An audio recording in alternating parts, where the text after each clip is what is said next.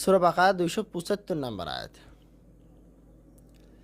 যারা সুদ খায় তারা তার ন্যায় দাঁড়াবে যাকে শয়তান স্পর্শ দ্বারা পাগল করে। এটা এই জন্য যে তারা বলে ক্রয় বিক্রয় তো সুদেরই মতো, অথচ আল্লাহ ক্রয় বিক্রয়কে হালাল এবং সুদকে হারাম করেছেন।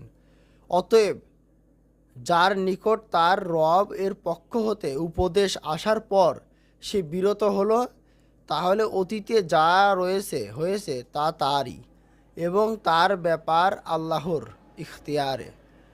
আর যারা পুনরায় আরম্ভ করবে তারাই আগুনের অধিবাসী, সেখানে তারা স্থায়ী হবে।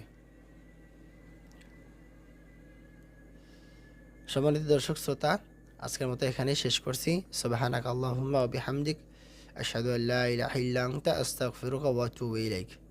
ইনশাআল্লাহ আপনারা আমার জন্য